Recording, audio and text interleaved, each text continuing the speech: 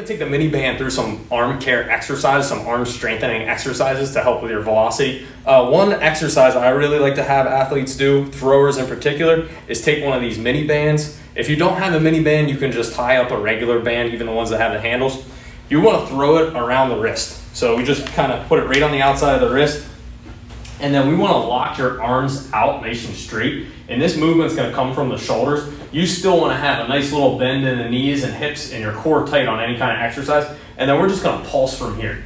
So you want to try to do about 30 there.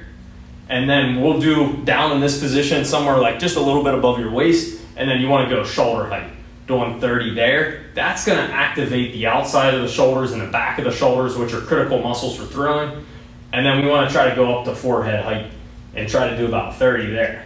And then we can put it all together, starting down. These are actually pretty tough, and you'll get a nice good burn in the shoulder and work all the way up to the forehead, just pulsating back and forth. Another thing we can do with this mini band is we try to work a little muscle that sits under our armpits that's critical for throwing. It's called the serratus muscle. So we'll take this band, we'll get you against the wall.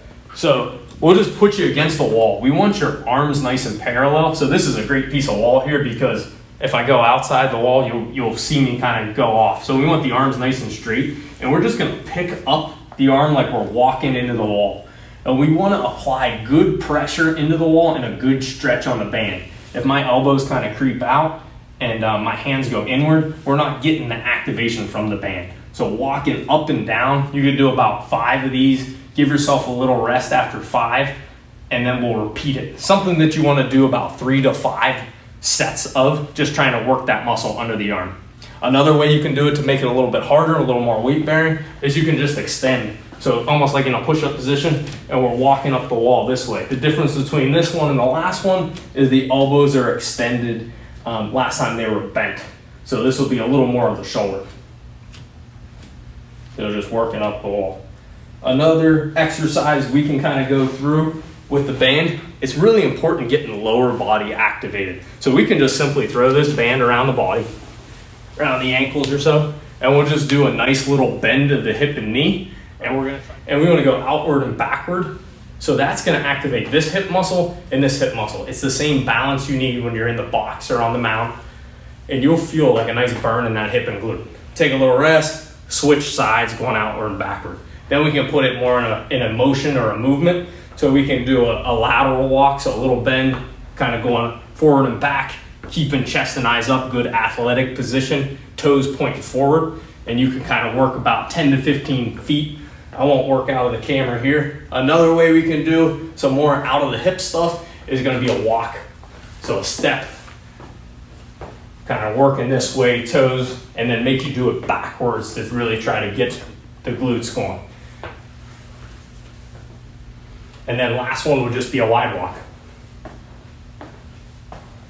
Forward and backwards, still in that good athletic position, good bend in the hips and knees. That turns the glutes on, which are the powerful drivers for throwing. Next thing, we can slide this guy up above the knees. What that's gonna do is gonna try to force our hips inward. We wanna try to work against that band. So again, to try to activate the outside of the hips. Okay, cool, so we wanna slide the band up above the knees to try to work the hips. So this band's gonna work against me, trying to pull my knees in. I'm really trying to work out against it. That's gonna turn these hips and glutes on. Again, that are powerful drivers for throwing. We need that stability. That's what drives 80 to 90% of that throwing process is from the hips. So we can just kind of work out against it, and then we can kind of go down, slowly doing a little squat, keeping chest and eyes up. That band's gonna wanna pull you in. Don't let it, just forcing out against it. Going up and down, nice good control speed with these. That's gonna build good strength and transition you to the batter's box to the mound for driving. Next thing, some more upper body exercises. We can take the band around the wrist. These are gonna be a little bit of a higher level because we're gonna be putting full weight on here. And we wanna try to get you in a push-up position. And then we're gonna do what we call clocks. So if you're thinking about a clock, we can head to noon with one hand and then head out to the side and then heading down to 6. So both arms are working in this position. The arm that's here, that's just stabilizing, and then the arm that is moving. You'll feel that stability kind of working through your shoulders, which is important for throwing. Going on to some other exercises. Let's go over here. Grab some really good exercises, and you don't even need to have necessarily a bench at home. You could even use a lightweight, sometimes a can of soup will work, or anything that you have available. You don't need a crazy weight, something between 2 to 5 pounds, and you can get yourself in a position to try to work on muscles on the backside of your body. I'm gonna work my left arm here. I'm a righty, so I throw right-handed, but we're gonna work on the left. So we're just putting, this could be the couch, could be a chair, anything like that, and we're gonna try to go directly out to the side. For these muscles that we're trying to work strength-wise, we want a nice, slow, controlled rep. And then we can do about 10 to 15 there. For strengthening, we use about 10 to 15 reps because it's about the time under tension for that muscle group. So that's why we do 10 to 15. It should take you about 30 seconds to complete. Next one would be like a Y. So same thing in regards to positioning. And then you're gonna come upward and outward. Your thumb is gonna go up. That's gonna activate a muscle that helps that rotator cuff stabilize. So coming out and doing a Y. And then the last one of these three would be a palm down. We're just trying to go straight backward, trying to activate the back of the shoulder, a little bit of the triceps, and have that elbow try to work on stability. So if I'm weak here, my elbow kind of might drop, but we want to try to keep it straight all the way throughout the motion. Some other ones, really important when we keep talking about the backside of the body. What can we do to the backside of the body? A pulling exercise. So a row. So we'll just get you in this position here. We want to start a little bit in front of you. We want to keep that elbow tight to the body, draw it backwards, and pull them back and forth. Same thing about 10 to 15. If you feel like it's not challenging enough for 10 to 15, try to find something a little bit heavier. You should be getting to some fatigue around 10 to 15 reps. If you could do 50 of them, way too light.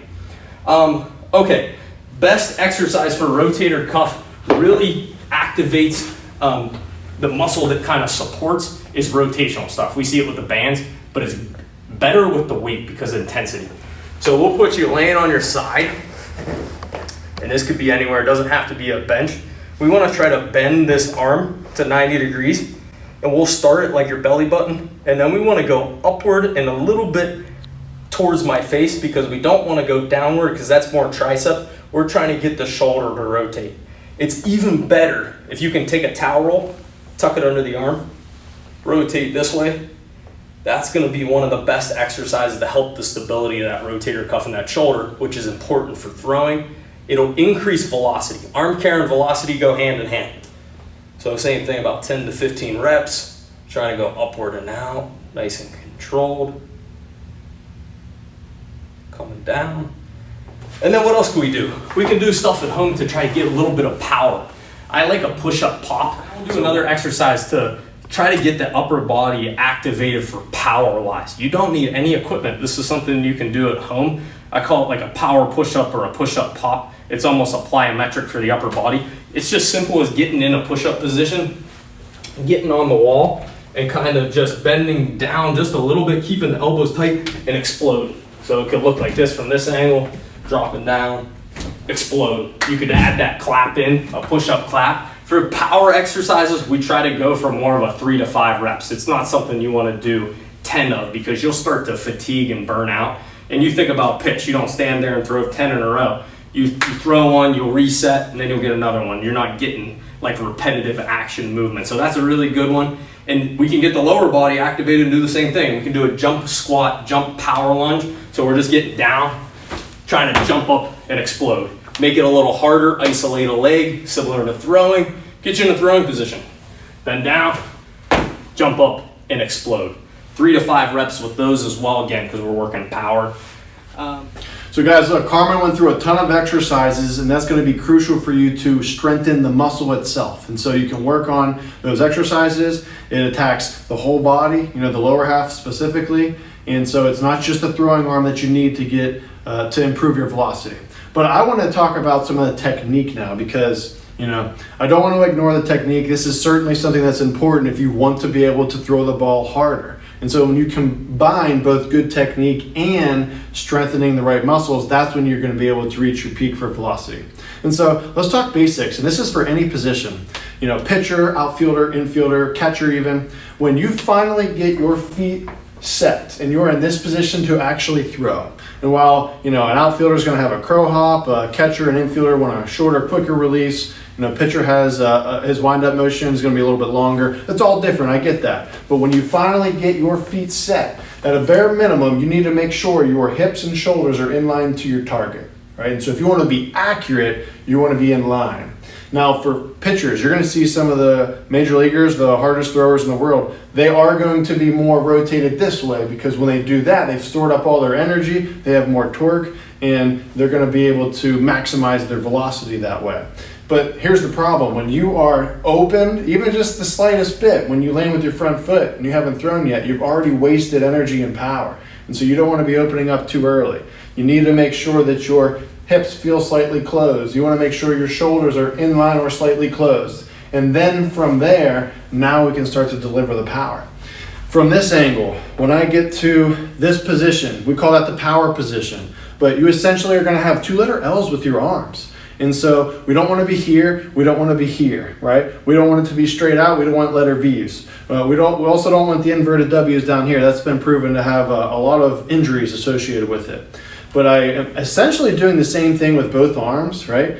I am loading up the elbows and getting the elbows separated from each other, right? But I'm still doing it in an athletic way where I'm not locked up, where I can still be loose enough when it's time to actually throw and snap on my way through to generate the most velocity.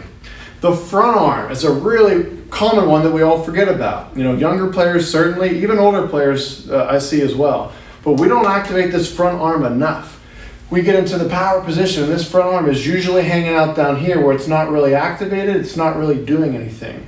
There's two things the front arm needs to do. The first one is aim. So I'm setting my front elbow right to the target here.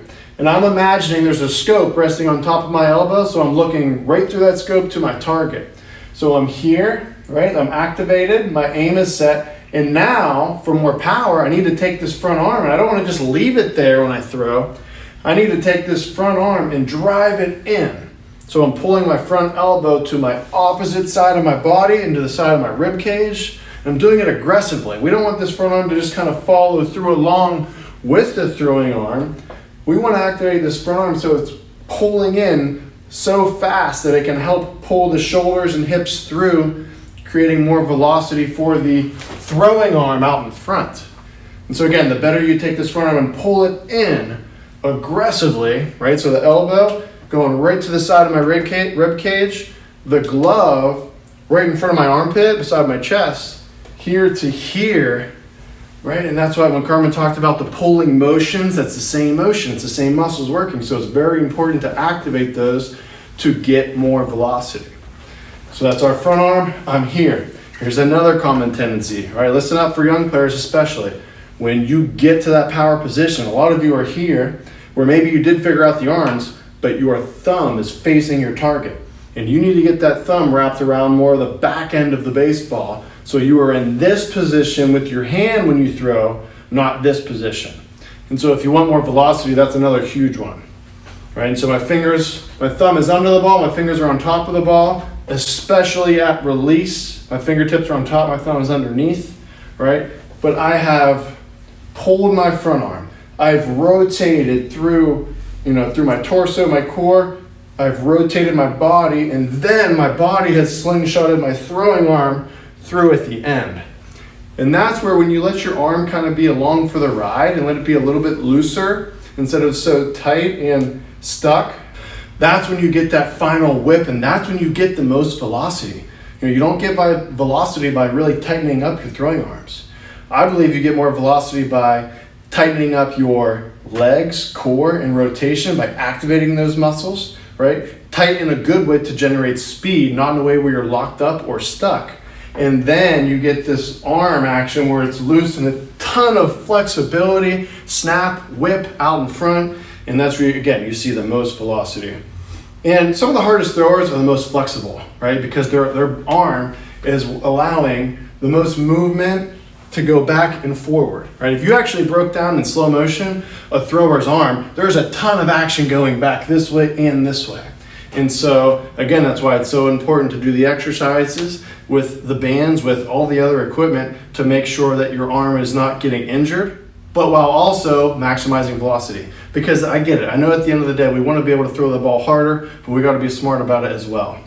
And one last thing I want to touch on with our legs, right? When we talk about this power position that we get into, I've got to be activated with my legs. And so if I'm really activated with my legs, I got slight knee bend and I need to transfer the energy from back leg to front leg. And so as I separate my arms, I'm storing up energy into my back leg.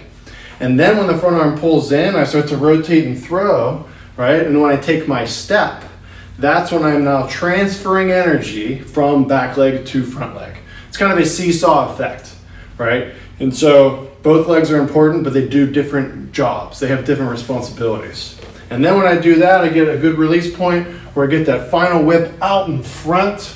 You can see an angle in my spine where my spine is starting to lean forward and not be too upright, right? Because if my spine's upright, I still have all my weight on my back side. And now it's just the arm that finishes. So I want to start getting my spine leaning forward to where my chin is more over my front knee. And then I continue the finish where I allow my head to move forward. I allow my body to get all the way over my front leg. And that's where you see a pitcher. When they throw, this back foot will fly off the mound up into the back foot going up into the air. When you see a pitcher throw, it's not because they're trying to do that. That's just a result of all of this energy transfer from back leg to front leg. And so in their finish, they're really getting everything over this front leg. And that's why when I say seesaw effect, that's exactly what I mean. It's almost as if this hip is now the base of the seesaw. And you can see how my upper body goes this way and my back leg goes up into the air, that weight transfer. All right, but the important thing is to realize, just to summarize, it's from back leg to front leg. We're storing up energy in the back leg and driving forward. You combine that with more rotation, using your core, using your shoulders, using your hips. You combine that with your front arm pulling in faster. Now you've used your whole body. You've really used everything except for your throwing arm to get you in a position to now let the throwing arm do its job and go as fast as it can go throughout the motion. So I'll wrap up with that. It's just important to recap some of the mechanics, so now you can combine what to do mechanically with what you want to do physically in your exercises to get to the highest velocity you can get to.